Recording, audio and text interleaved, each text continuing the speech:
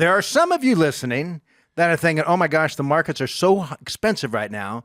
Maybe it's time for me to pull out some, get out of the markets. Things are certainly they're going to go down because we've had 2 massive years. There's other views that have been sitting on the sidelines because you reduced your stock exposure or you got some lump sum from somewhere that you have not invested, waiting for the markets to come back down.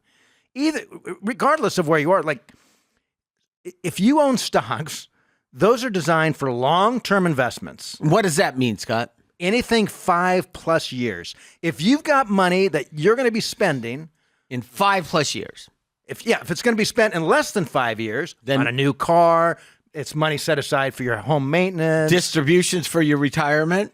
Yeah, your income. You don't want that tied to the stock market because it's anyone's guess what it's going to be worth. That's right. That's right. But if you go out 5+ years, you've got a high probability, extremely high probability, that the markets are going to be higher 5 years from now than they are today. And the longer you go out, the greater the probability. There's never been a 15-year period, I believe it's a 15-year period, where stocks have not outperformed bonds. You go out long enough, they go up. This stuff that's going on right now is noise. It is. I agree. And we don't know what the outcome will be. Maybe this trade war is going to be nasty. Maybe the markets are going to go down horrible. Maybe everyone's going to hate Trump in 2 months. Scott, I just think of a friend of the family called me right when Trump was elected and said, hey, I'm thinking about getting back in the markets. What do you think? And I said, what do you mean back in the markets? And this is a 61-year-old person. Is he a close friend? More so of my wife than myself. Okay.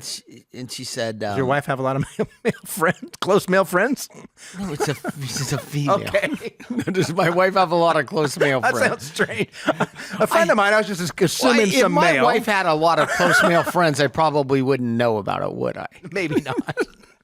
So my answer is, I don't believe that my wife has a lot of close male friends. Sorry. Scott was drinking some water and almost lost it.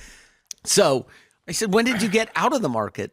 He said, well, when Biden was elected. And I said, really? Oh, my gosh. And I said, why? And she said, I just smokes. hate Biden.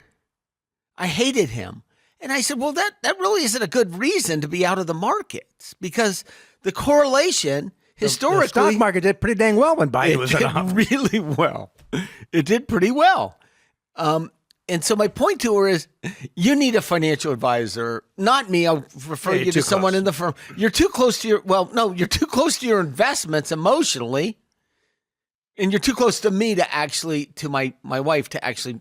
I don't want to be your advisor, but you're too emotionally close to your investments. They're driven by your emotions. And you see the same. I was with some friends on Saturday night, and they're all MAGA. I mean, like over the top. Your neighborhood is... yes, a lot. Yeah. I mean, Pat lives in a small community in a relatively libertarian town to begin with. That's right. Yeah. That's right. And, well, everyone there were four... Not that MAGA is libertarian. Oh, look, and God bless them. You know, wherever you want to go, right? Wherever you want to go. I'm not that far right or that far left personally, but I mean, they had all been to the inauguration. They were telling us about the balls and that sounds like a nightmare. Oh, I thought they invited me, and I'm like, not a chance. Got to be so crowded and people everywhere. How do you get an Uber and all that? They stuff? Don't. They walked. And it was freezing cold. But their point was they were so excited about the markets because Trump was in. And I'm just like, look, you can feel however you want, but statistically speaking, not going to make it. The correlation is not that high. The correlation is not that high.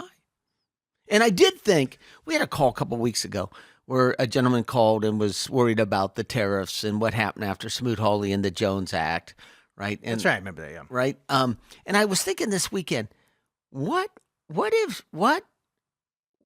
we really do these tariffs? Like, what if they are really massive? Well, that would not be good. That would not be good. But it's not permanent. That's right. It brings people to the Look, table. we need our other countries' goods and services. They need our goods and services. That's the bottom line.